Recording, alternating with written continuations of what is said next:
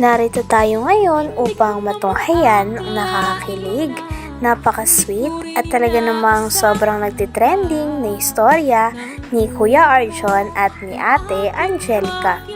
Sa pagpapatuloy ng istorya na to ay grabe at napaka-extreme nga at nakakatuwa at nakakamangha ang vlog na ito sapagkat magsushoot si Ate Angelica at Kuya Arjon sa napakagandang background at ito ay ang tanyag na Mayon Volcano na nasa Albay, Bicol.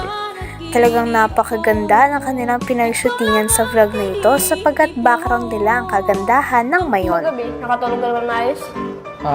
Oo naman, siyempre. Nakagulutan nga ito eh. Pero ayos ka lang ba dyan? Ano ang yaya? Ayun! Masaya. Ay. Ayot lang. Para ganito, Nakarami na yun. sige. Kaya mo ba? Baka hindi mo kaya, kilala ka naman kita.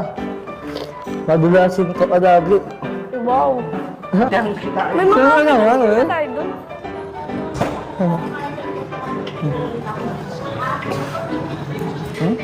So, ano? Pwede nga ka namang gumaya ka sa lugar. Ano man, ready na Nako, ako. ipapakita ko sa iyo ang paligid at sa ayong tanawin ng Legazpi na matutuwa ka dito pag nakita mo ito Huli lahat. tayong isda. Ha? Huli tayong isda. Huli tayong isda? Oo. Grabe at napaka-perfect nga ni Kuya Arjon at ni Ate Angelica para sa background na ito sapagkat dahil napakaganda rin ng kanilang background ay mas nakakatuwa rin silang panoorin. Grabe at nag-twinning pa nga sa damit si Kuya Arjon at si Ate Angelica kaya naman napakarami talagang kinikilig sa dalawa. Mabawi tayo ng ano? Awet ako. Alam mo?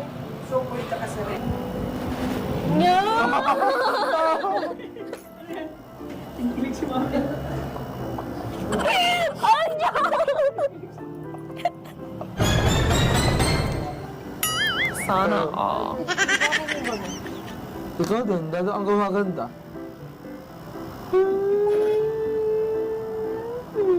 Ewan ko sa iyo. Grabe ka, tinutulong ano ating tagyawa to. Ariya ka. Alam mo, habang tumatagal, lalo kang naging dalaga. Dalaga. Kasi look at your face. Nagka-out of pulse. Pambira. Siguro, nagka-agusto ka na sa akin, no? Wow! Mukhang wala ito na akong sagutin. Wow!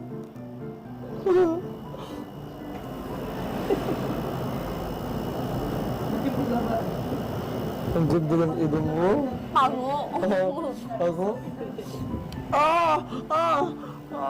Adyan, ba't ganun? Pag tumitingin ka sa akin, di nakasap. Grabe at mas nakakakilig nga ang dalawa dahil fit na fit sa kanilang background na Bulkang Mayon. Pagkatapos naman ito ay syempre talagang papakiligin tayo ni Kuya Arjon kaya naman kinantahan niya si Ate Angelica at witness dito ang napakaganda na background na Bulkang Mayon. Grabe nga at mas lalo nakakakilig ng dalawa sapagkat ito ata ang first time na talagang medyo malayo-layo ang kanilang tinravel. Itong katang ito, inalil ko ito talaga sa inyo kasi alam ko maaasawa ito sa pagtanda. Hanggang sa paglaho ng mundo kasama ko kita. So, ready ka na? Ang awitin nito ay alay ko sa'yo. Sintonado tong mga pangako sa'yo. Ang gusto ko lamang kasama kang tumanda. Patatawanin kita pag di kang masaya. Buhatin kita pag may ayuma ka na. O kay sarap isipin kasama kang tumanda. Gabi-gabi ng balot kapag sumakit ang tuhod.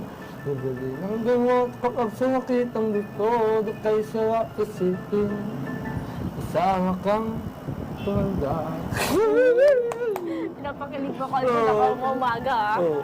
Nakakainis ka. Siyempre, tagal ka na? Tagal talaga sa akin. Bakit? Parang ako din, kung magtingin. Saan mo pa tumingin sa'yo? Ay, sabi. Grabe talaga ang mga titigan no ni Kuya Arjon at ni Ate Angelica. Kaya naman mas lalong kinilig ang mga manonood nang umupo o lumuhod si Kuya Arjon at nag-pretend na magpo-propose na kay Ate Angelica. Parang handang-handa na nga nun si Kuya Arjon na mag-propose na kay Ate Angelica. Kaya nang nakita ito ni Ate Angelica ay hindi na bumaba ang mga ngiti nito at talagang sobrang kinilig siya sa ginawa ni Kuya Arjon. Patagal ng patagal ay hindi na talaga mapipigilan ang sobrang nakakakilig na kaswitan ni Kuya Arjon at ni Ate Angelica.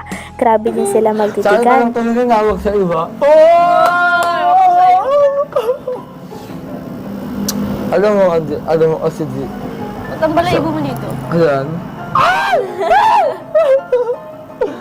Ano yan? Ba't pag ginaganyan ko mo? Kikilig kayo. Oo, kasi yung nakasanay, yung nakakasinayan ko ng bata ko. Nung bata ako, grabe. Ginaganaan ako, nakakatulog. Pag ginaganan ako, nakakatulog ako. Wow. Oo.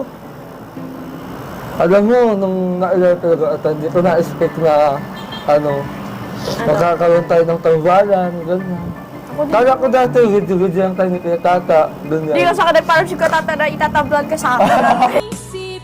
Grabe at sobrang nakakakilig si Ate Angelica at si Kuya Arjon. Talagang nakikipagtitigan niya si Ate Angelica kay Kuya Arjon. Bumababa pa nga siya at nagpapakute kay Kuya Arjon. Kaya naman syempre si Kuya Arjon ay hindi maiwasan na mas lalo pang mahulog kay Ate Angelica. Nag-uusap din ng dalawa tungkol sa kanilang mga experience. At nandoon nga din at kasama din ang mama ni Kuya Arjon. Kaya naman nung tinapat sa kanyang camera ay kitang-kita na kinikilig din ang mama ni Kuya Arjon. Patunay lamang ito na wala talagang pinipiling viewers si Kuya Arjon at si Ate Angelica sapagkat maging nanay nga ni Kuya Arjon ay talagang botong-boto na para kay Ate Angelica. Sino nga ba kasing hindi kikiligin sa dalawa? Dahil patagal ng patagal ay mas nalalapit si Kuya Arjon at si Ate Angelica sa isa't isa. Grabe na nga ang kaswitan nila sapagkat dati nagkakahiyaan pa sila pero ngayon lagi na silang magkasama at nagagawa na ni Kuya Arjon na lumuhod kay Ate Angelica at lokohin ito na kunwari ay magpo-propose. Talagang parang handa na nga si Kuya Arjon para kay Ate Angelica at nang nakita din ni Ate Angelica na lumuhod si Kuya Arjon sa kanya ay talagang parang kinilig ito, ngunit alam niya naman na hindi pa ito totoo.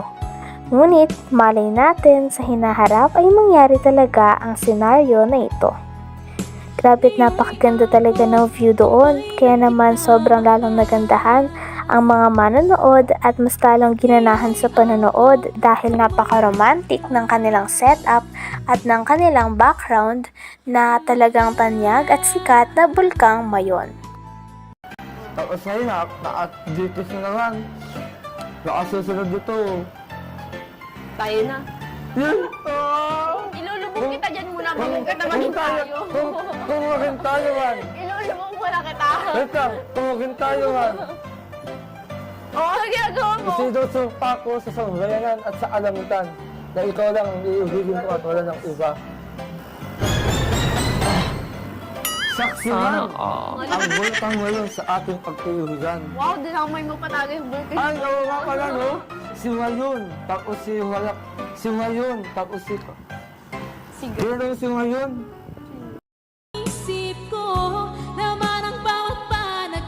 Hanggang dito na lamang muna ang ating nakakakilig, napaka-sweet at talaga namang sobrang nagtitrending na istorya ni Kuya Arjon at ni Ate Angelica. Maraming salamat sa inyong panonood. Hanggang sa muli. Bye!